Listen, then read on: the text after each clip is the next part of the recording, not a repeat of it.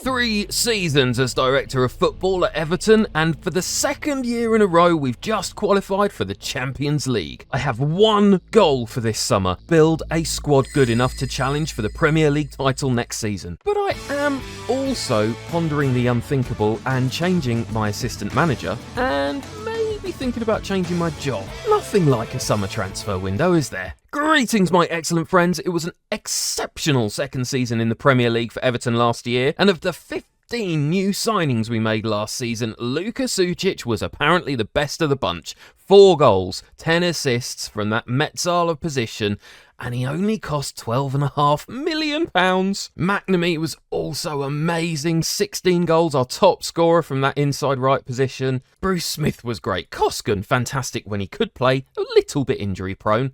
And that man Markovic is going to be an absolute superstar. Roque, 12 goals, 8 assists. Joel Vico, 41 starts in central defence, and he cost less than £6 million. And it is brilliant to see some of our Moneyball sales performing well elsewhere. James Garner moved on to Sporting and played 51 matches. Fernandez, who never really got a look in with us, played 48 times for Hertha. Ilkan's 7 goal contributions from 18 starts at Gladbach. Mansverk doing the business with Benfica. Wetzel's making a name for himself at Madrid. These are all amazing Moneyball signings we sold for a huge profit. But probably the best sale of the lot, Charlie Patino. We got nearly 20 million quid for him, and he started 3 matches for Valencia. Let me remind you, we signed him on a free transfer. So the board were over the moon. We qualified for the Champions League again, despite only needing to avoid relegation this year. We reached the knockout rounds of the Champions League. We do need a better showing in the Cups next season, though.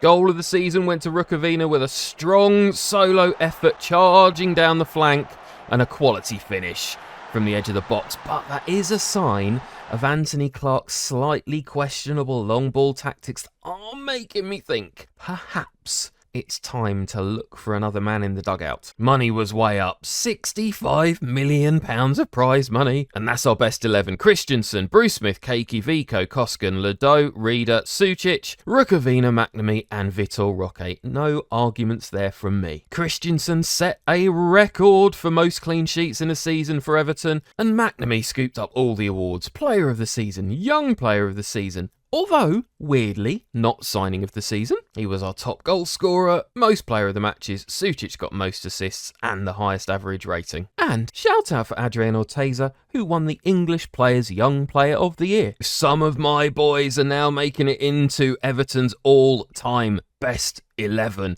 Ledo is in there, Mansverk is in there, Mabude and Finch in there as well. And we're starting to dominate the bench. Christensen, Bajcetic, Caligari, Rukavina, all my lads. So big question, what are the Everton board expecting next year? Because we've outperformed all expectations to this point. Be competitive in the Champions League. Okay, we can do that. We managed that last year. And a top half Premier League finish. That feels totally doable. Challenge for the Carabao Cup by the end of next season, and the one after, win it. Okay, this is exciting stuff. Those dynamics are looking beautiful as well. We've got a fantastic bedrock of support for the management team now that we've dealt with the issues from earlier in the season. So let's dial down the expectations for next year. We can finish in the top half next year. They're happy with that. And as ever, we'll promise to play youth players. Excellent stuff. Everyone is in the best possible frame of mind for their summer holidays. And the squad are off. And I have 2 months to put a plan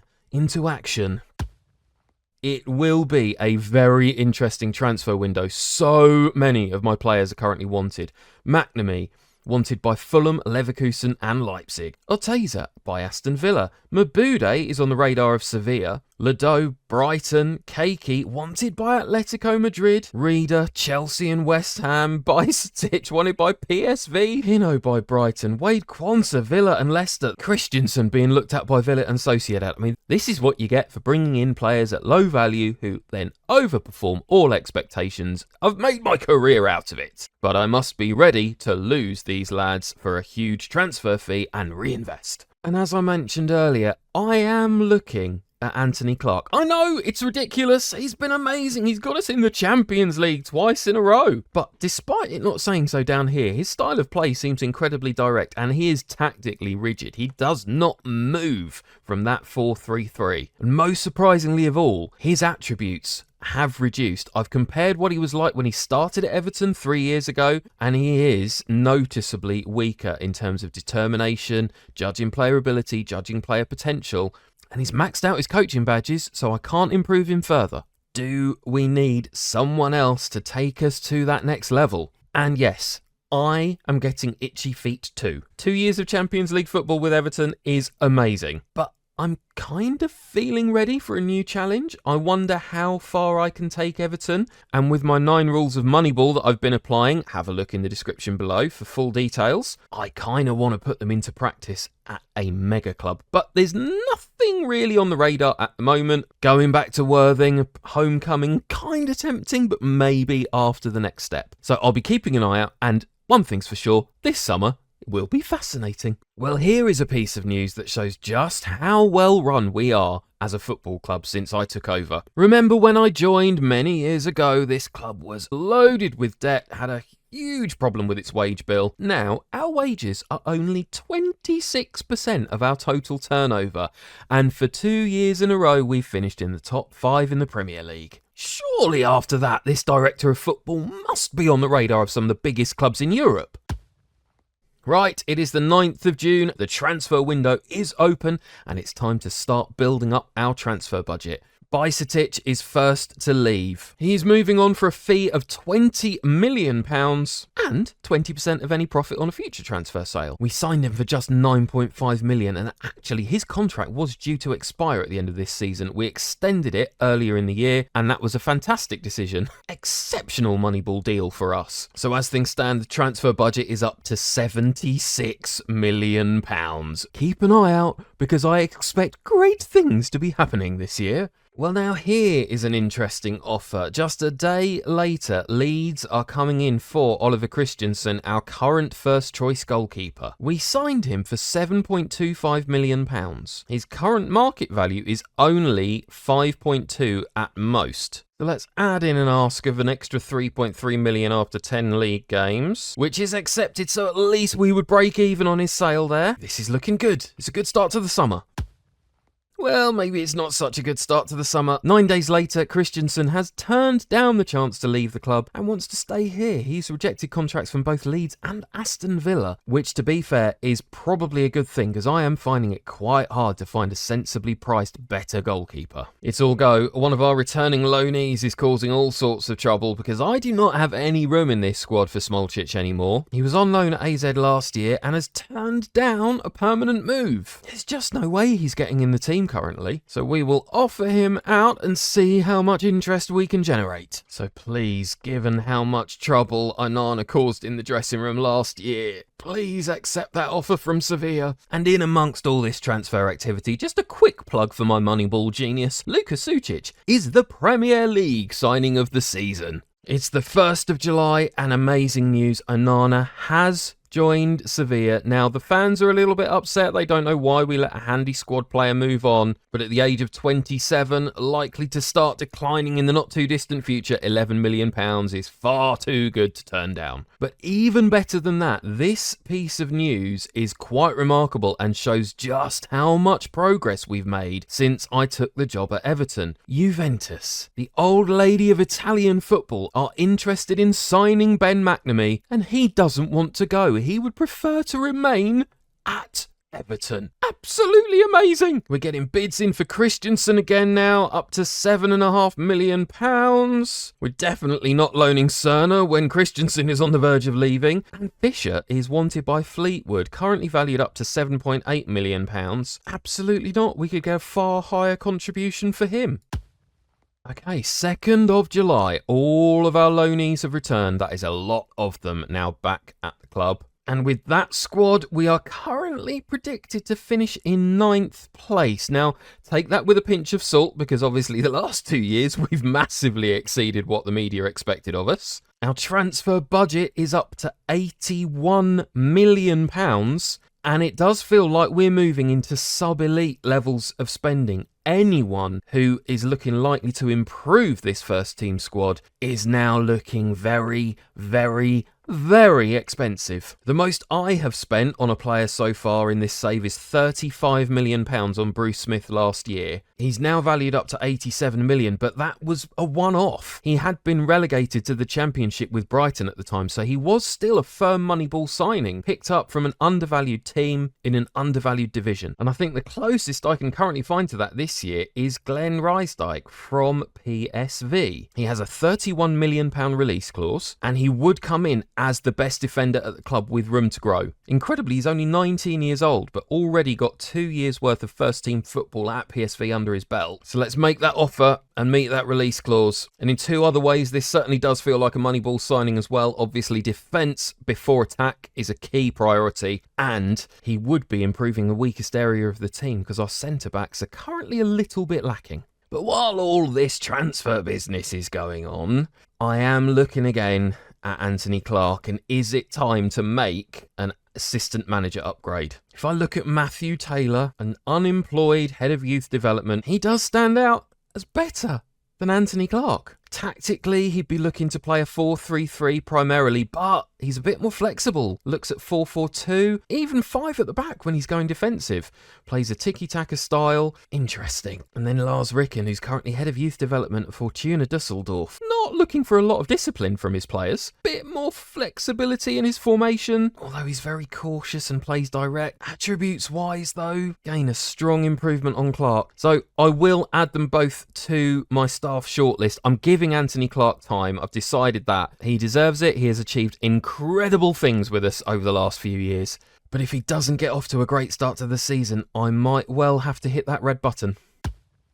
Well, here we go. It's the 8th of July and Riesdyk is joining as our first signing of the season. A 19-year-old wonder kid who becomes the best defender at the club. Now worth more than double what we paid for him as well. Moneyball at work once more, my friends. And it is the 9th of July and the squad are back. Sadly, Koskan has reported back injured. Now he is our best right back, with potential to get better, but I don't like how injury prone he is. I think I am on the lookout for another right back. And what is going on? Christensen opts to stay again, this time turning down Fiorentina and Leeds United. Maybe I'm paying him a bit too much, £61,000 a week.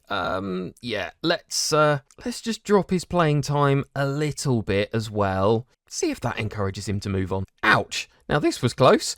McNamee, we've just received a bid from Leverkusen for £56 million in total. He's valued up to 57.